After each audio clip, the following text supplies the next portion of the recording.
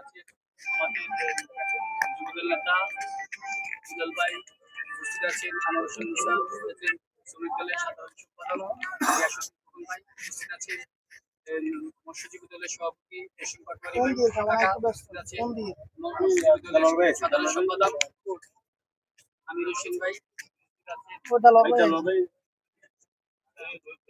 উপস্থিত আছেন আমাদের যুবদল নেতা এবং প্রবাসী এবং দলের জন্য নিবেদিত শরীফ উপস্থিত আছে।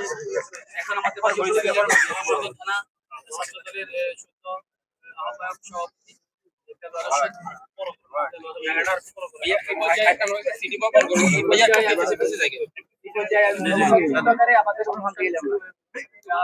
খেলা শুরু করবে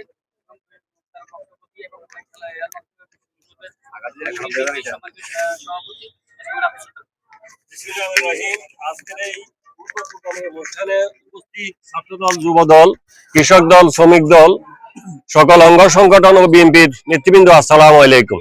আমরা আজকে এমন এক লোকের নামে খেলা এখানে উদ্বোধন হচ্ছে, যে লোকটা ফেনীর উত্তর অঞ্চলের প্রাণবীয় লোক। তার বিরুদ্ধে কথা বলার জন্য এমন কোন লোকে নাই। সে নিট এন্ড ক্লিয়ার লোক বলতে খালেক সাহেবের নাম এক নামেই প্রসিদ্ধ, তার নামে খেলা হচ্ছে।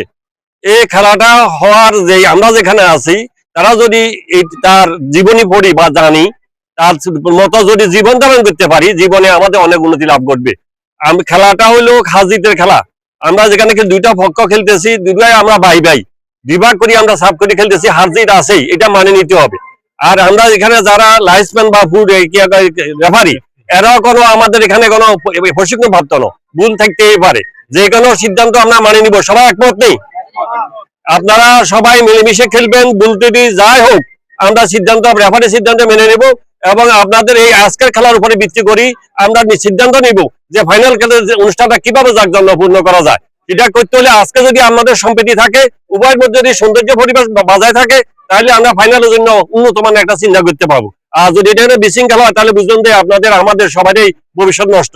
সবাইকে সুশৃঙ্খল ভাবে খেলায় অংশ করার জন্য এই আহ্বান জানিয়ে আবার শেষ করছি। আল্লাহ হাফেজ।